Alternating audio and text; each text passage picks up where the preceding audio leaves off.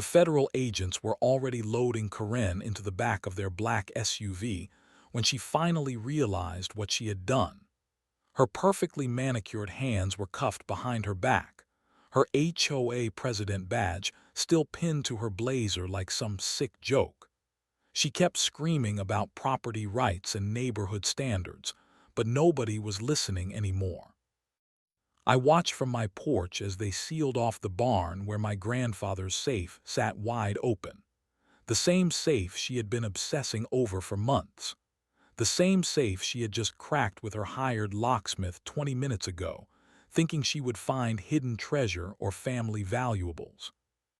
What she found instead were federal documents that should never have seen daylight. Documents that triggered an automatic alert to agencies I did not even know existed.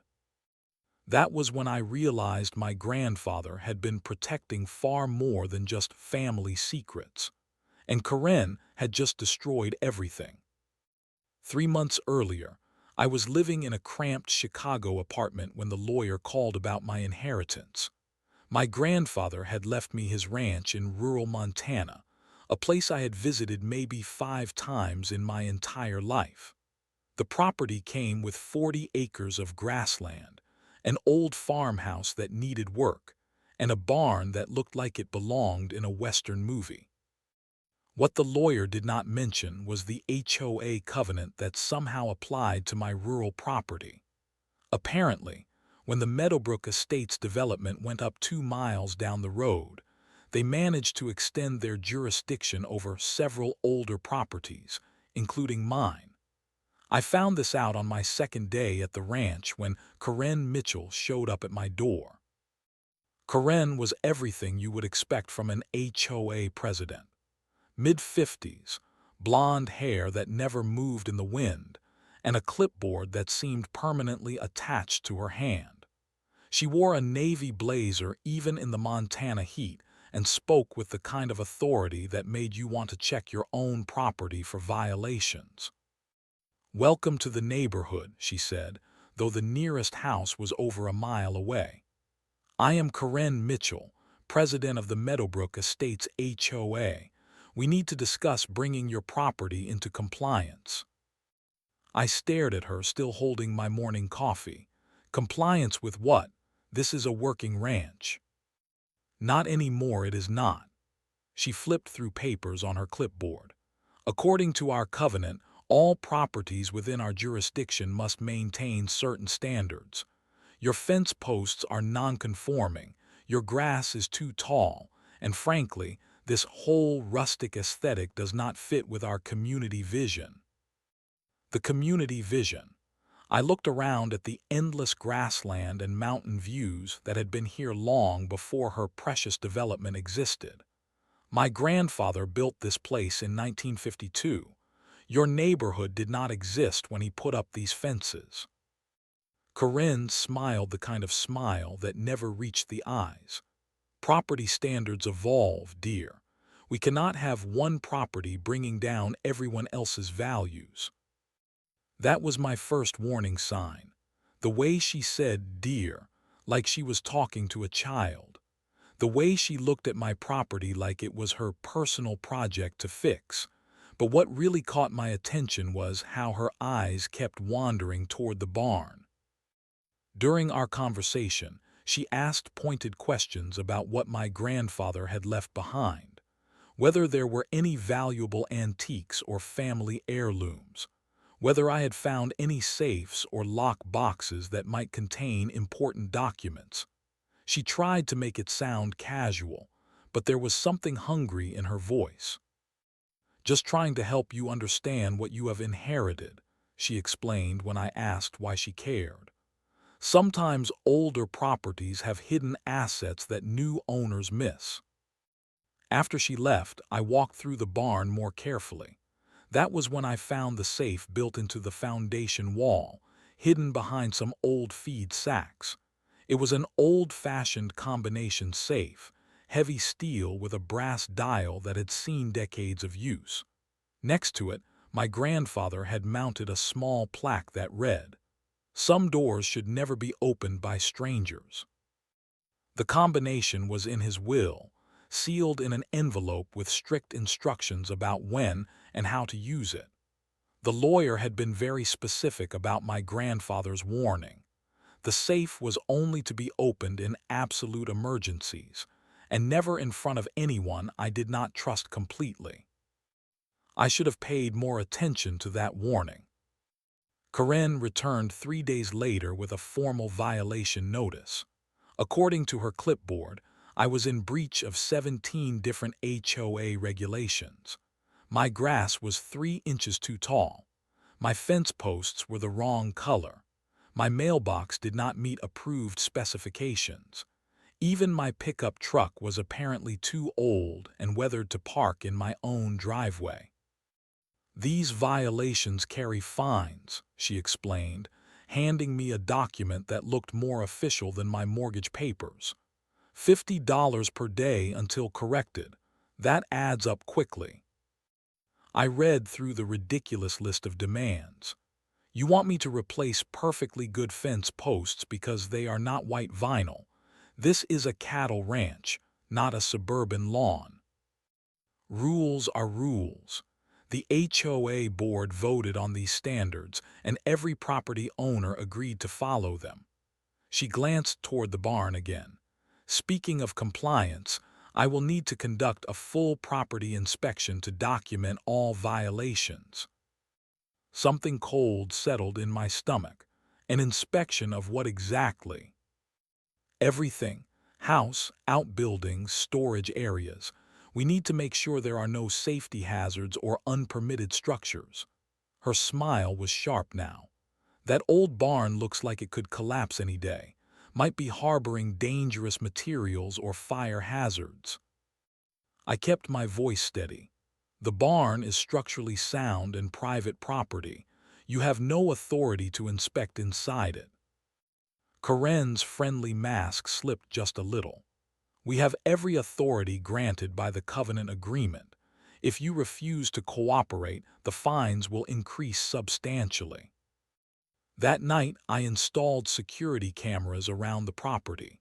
Something about Karen's interest in the barn felt wrong, and my grandfather's warnings echoed in my head.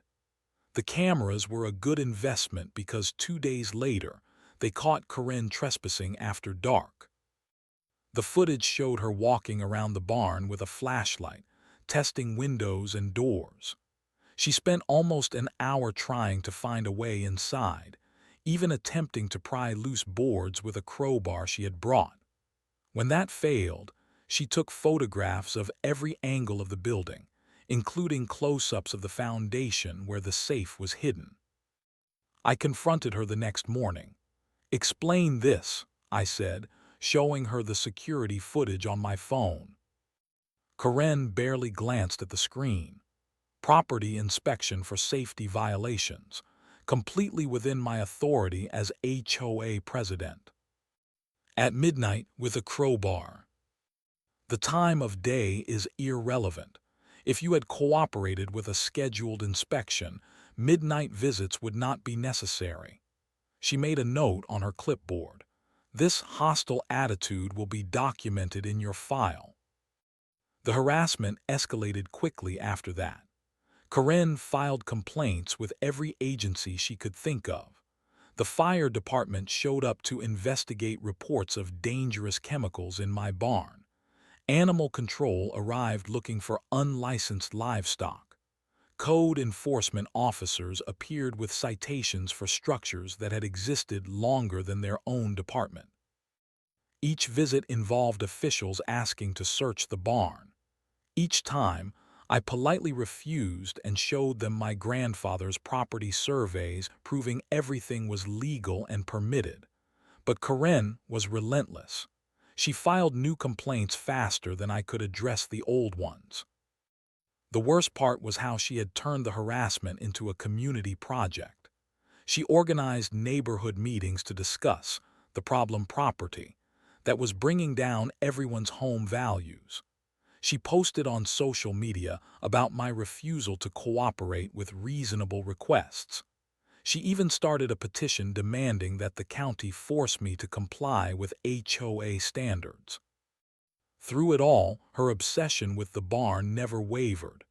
Every complaint, every inspection request, every conversation somehow circled back to her need to access that building. She claimed it was about safety and compliance, but I could see the greed in her eyes. She was convinced my grandfather had hidden something valuable in there, and she was determined to get her hands on it. The breaking point came on a Tuesday morning when I found Karen in my barn with a locksmith.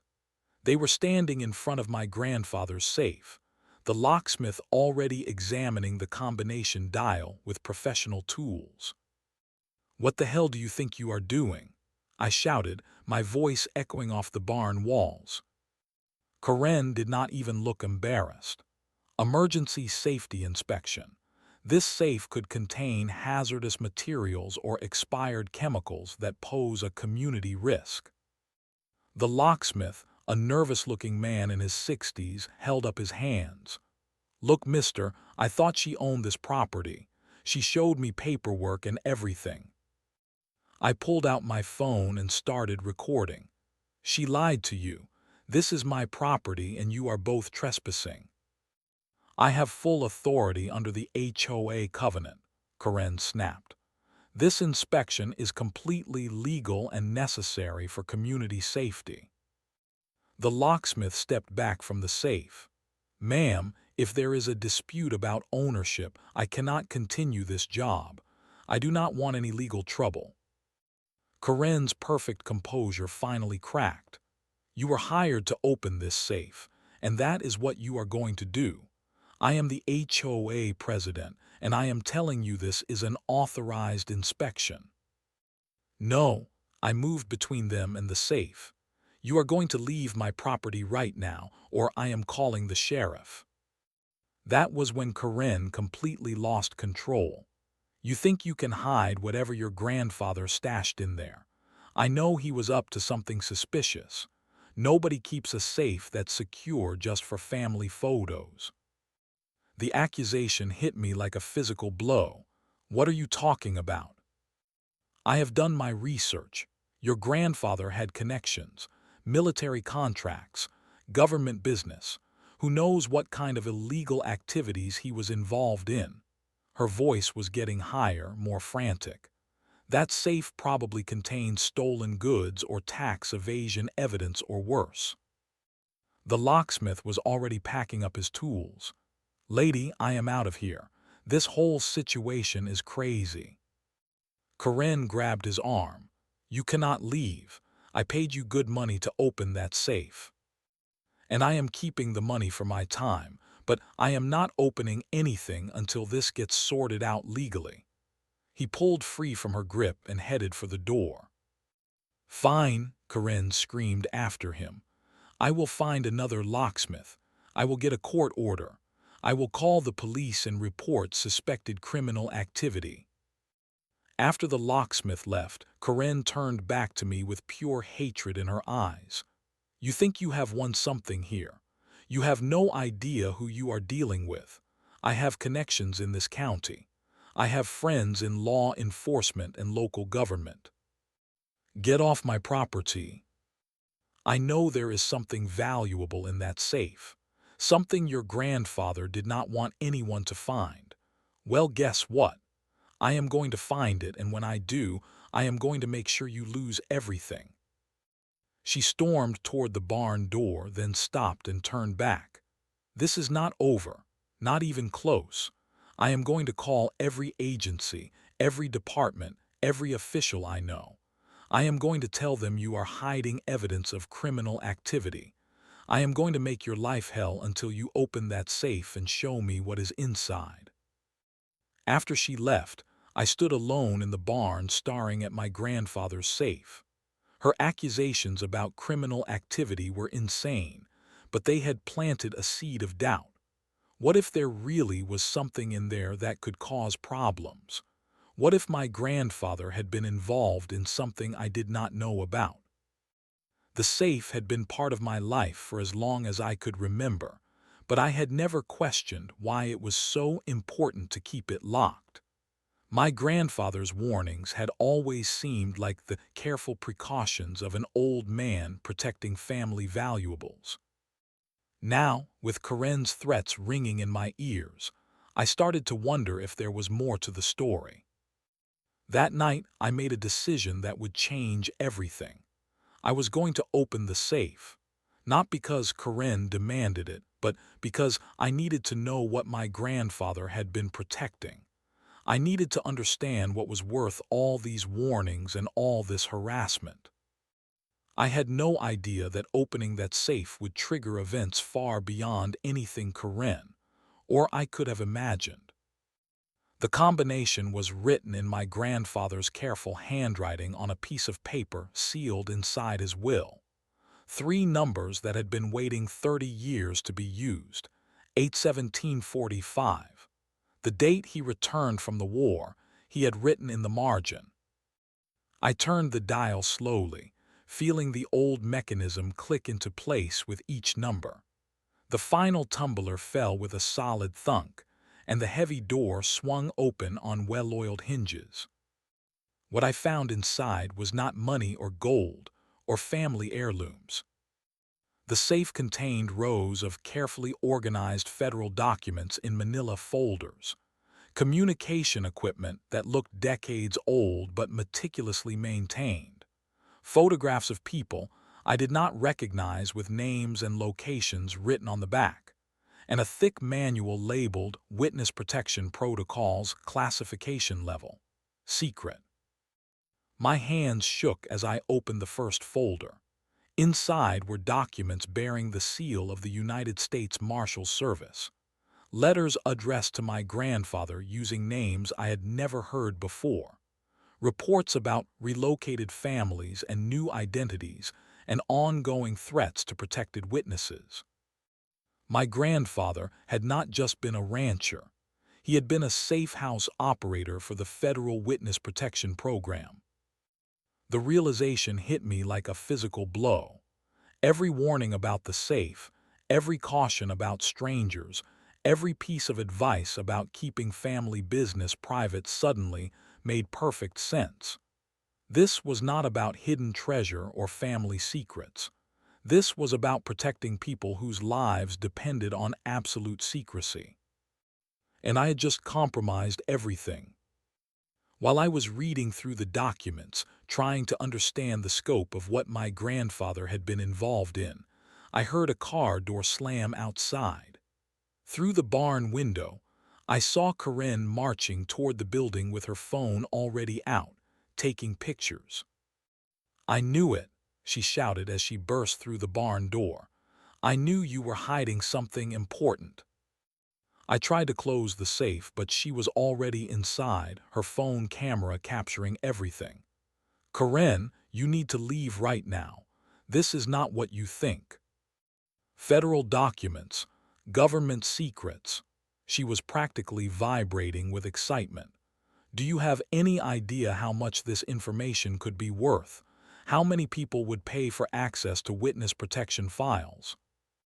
The blood drained from my face. "You cannot photograph those documents.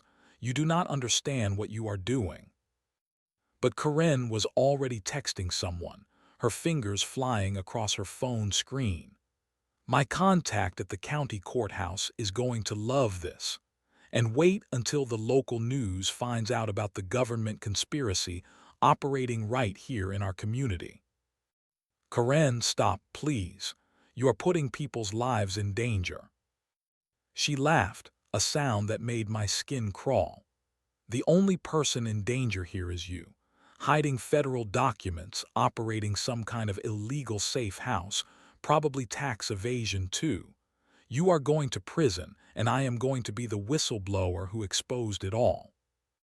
I watched in horror as she continued photographing everything in the safe. Every document, every photograph, every piece of equipment that my grandfather had spent decades protecting. She was destroying in minutes what had taken years to build. "You need to delete those photos right now." "Not a chance. This is the story of the century. Government cover-ups, secret operations, hidden documents. I am going to be famous." She snapped more pictures, then started making phone calls. The first call was to someone at the county government, breathlessly describing her discovery of classified federal documents hidden in a residential property. The second call was to a local news reporter, promising an exclusive story about government corruption and illegal activities. By the third call, she was talking to someone about selling access to the photographs for money. I tried one more time to make her understand. "Karen, these documents protect innocent people, families who testified against dangerous criminals. If their locations are exposed, they could be killed." She paused just long enough to give me a look of pure contempt. "That sounds like a government problem, not mine. I am a concerned citizen exposing illegal activities in my community." Then she went back to her phone calls, each conversation more excited than the last. She had already posted teaser messages on social media about her major discovery and was promising full details soon. In less than an hour, Karen had turned my grandfather's life work into social media content and potential blackmail material. She had no idea that every call she made, every photo she took, every post she shared was being monitored by federal systems designed to protect the very people she was now endangering. She thought she had found treasure. What she had actually found was a federal trap that had been waiting 30 years to be triggered. The black SUVs arrived exactly 97 minutes after Karen opened the safe. I know the timing because I was watching the clock, wondering how long it would take for someone to notice that classified documents had been compromised. I was still in the barn, trying to figure out how to minimize the damage Karen had caused, when I heard the vehicles pulling up my driveway. Through the window, I counted 4 identical SUVs with government plates. Men and women in dark suits were already getting out, moving with the kind of professional efficiency that made my stomach drop. Karen was still outside, sitting in her car making more phone calls. She looked up as the federal agents approached, and for the first time since I had known her, she actually looked uncertain. The lead agent, a woman in her 40s with steel-gray hair, walked directly to Karen's car and tapped on the window. "Ma'am, I need you to step out of the vehicle and put your phone down." Karen rolled down her window instead. "I am sorry, but who are you? This is private property, and I am conducting HOA business." "Special Agent Sarah Chen, United States Marshals Service. You are under arrest for interfering with federal operations." The transformation in Karen's face was immediate. The confident smile disappeared, replaced by genuine panic. "There must be some mistake. I am the HOA president. I was investigating suspicious activity on this property." "Step out of the car, ma'am." Karen finally got out, her phone still clutched in her hand. "You cannot arrest me. I have not done anything wrong. I found evidence of illegal government activities, and I reported them to the proper authorities." Agent Chen took the phone from Karen's hand and passed it to another agent. "Mrs. Mitchell, you have compromised an active federal witness protection operation. You have photographed classified documents and attempted to distribute sensitive information that could endanger protected witnesses. I was exposing corruption. You were committing federal crimes." I walked out of the barn as they were putting handcuffs on Karen. She saw me and immediately started screaming. "This is all his fault. He was hiding government documents on his property. He is the criminal here." Agent Chen looked at me with tired eyes. "Mr. Thompson, I assume we need to talk." Over the next hour, I learned more about my grandfather's life than I had discovered in 30 years of knowing him. He had been recruited by the Marshal's Service in 1962 after proving his reliability during his military service. His ranch had served as a temporary safe house for witnesses awaiting permanent relocation. The safe contained backup documentation for dozens of cases, some still active decades later. "Your grandfather was one of our most trusted operators," Agent Chen explained as other agents secured the barn. The safe was equipped with silent alarms that activated the moment it was opened without proper federal authorization. "We have been monitoring this location for over 20 years. Monitoring how?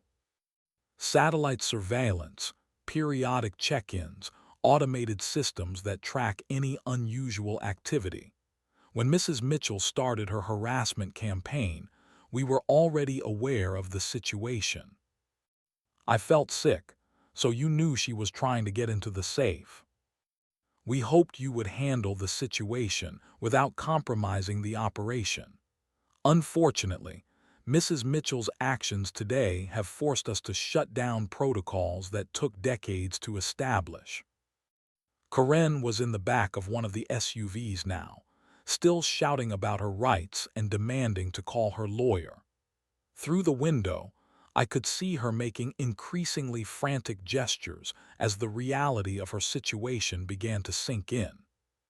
"What charges is she facing?" Agent Chen consulted a folder thick with documents. "Interference with federal operations, obstruction of justice, endangering protected witnesses, attempted blackmail of federal assets, and potentially espionage-related charges depending on what she planned to do with the photographs." Espionage. She attempted to sell classified information to multiple parties. We have recordings of her phone calls. The agent's expression was grim. "These charges carry mandatory minimum sentences. Mrs. Mitchell is looking at decades in federal prison." As the agents prepared to leave, I watched Karen through the SUV window. She had finally stopped screaming and was sitting in stunned silence, probably beginning to understand that her life as she knew it was over. She had thought she was clever. She had thought she was in control. She had no idea that every move she made had been anticipated and monitored by people far more powerful than any HOA president. Karen's arrest made national headlines within 6 hours. HOA president arrested in federal witness protection scandal appeared on every major news website, complete with her HOA photo and a detailed timeline of her harassment campaign against me. The story exploded across social media faster than wildfire. Videos of Karen being loaded into the federal SUV went viral on every platform. Memes about HOA Karen's versus federal agents flooded the internet. Late-night talk show hosts were already writing jokes about neighborhood watch volunteers accidentally exposing government secrets. But the real story emerged when other neighbors started coming forward. Mrs. Peterson from 3 miles down the road called the local news station to report that Karen had harassed her family for 2 years over their vegetable garden, claiming it violated agricultural zoning restrictions that did not exist. The Martinez family shared security footage of Karen trespassing on their property at night, looking for violations to report.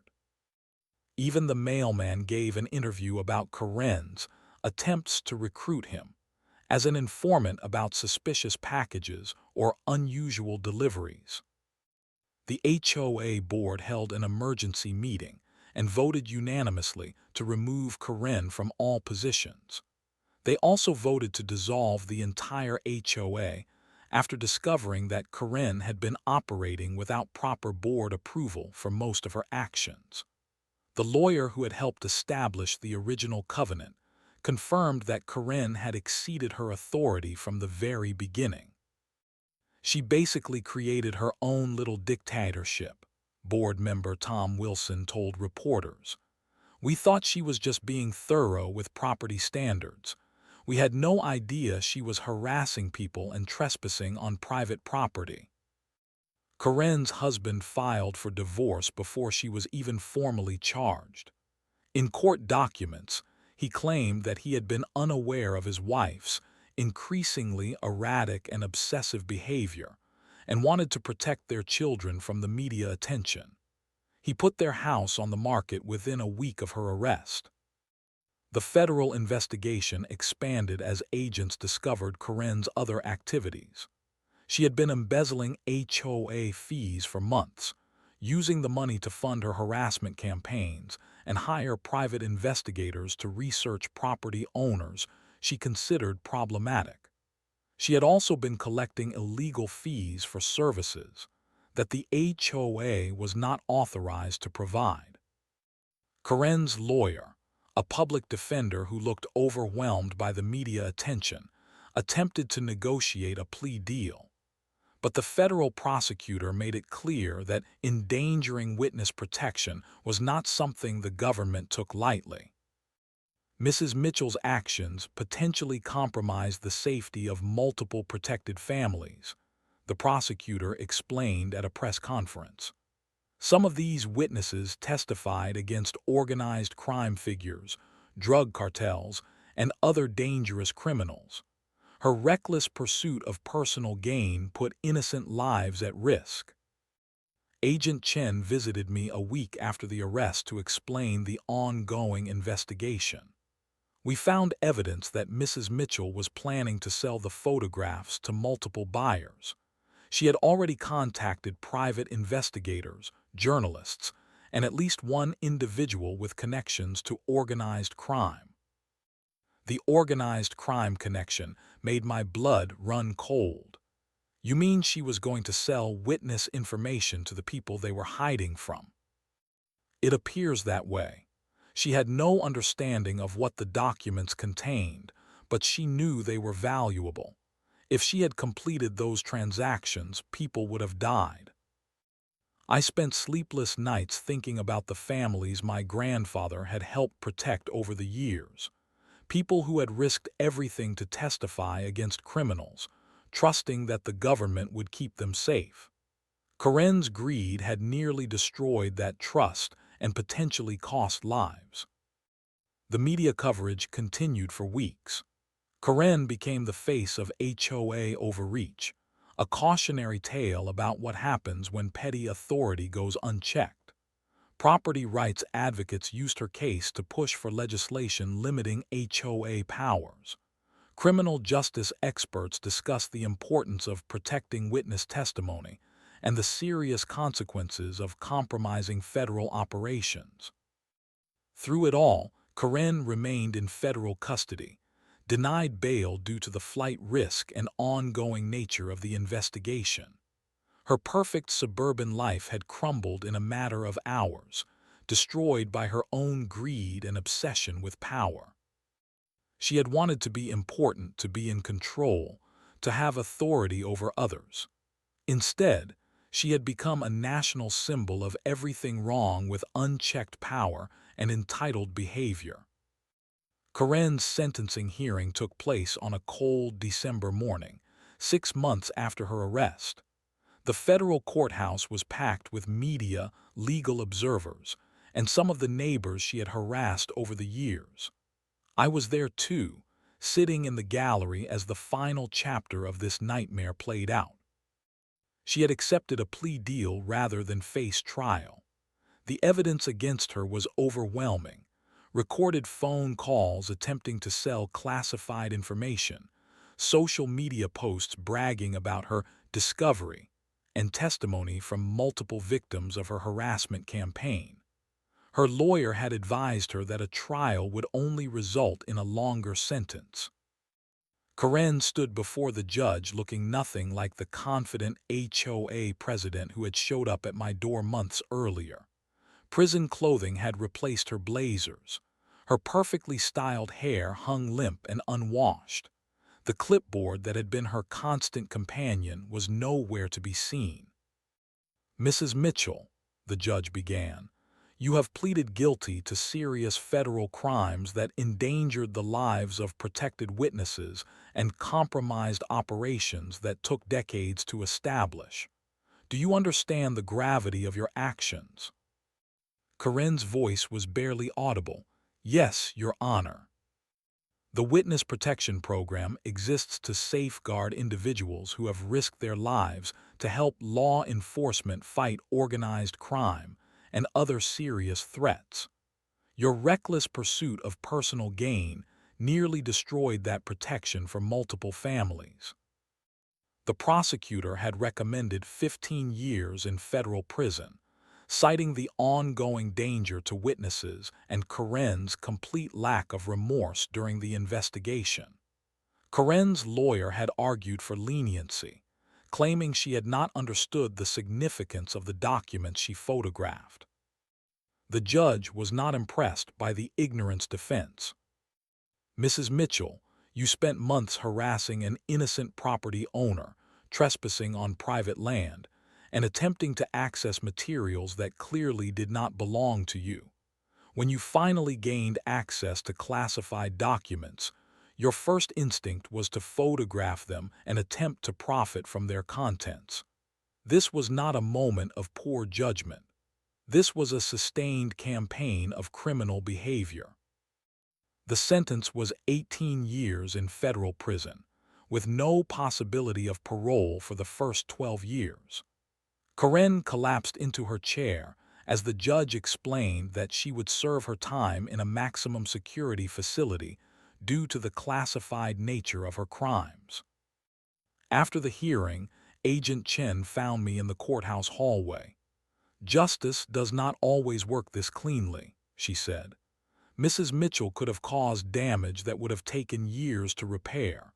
Instead, her actions helped us identify and fix vulnerabilities in our systems." The HOA officially dissolved 2 weeks after Karen's sentencing.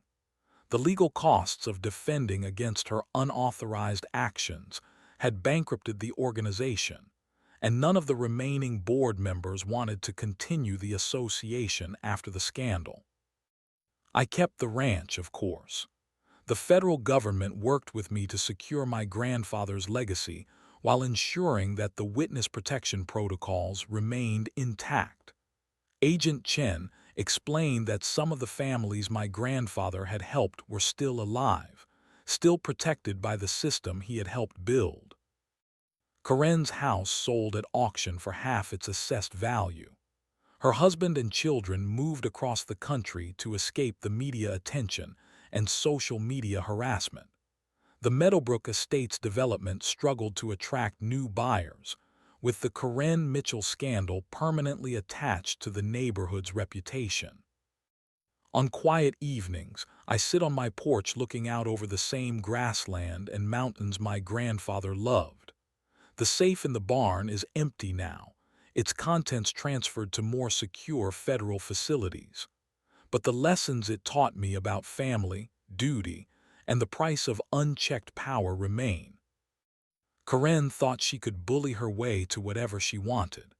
She thought her authority as HOA president made her untouchable. She learned the hard way that real power operates at levels she never imagined, and that some doors should never be opened by people with greed in their hearts. The ranch is peaceful now, just the way my grandfather intended it to be.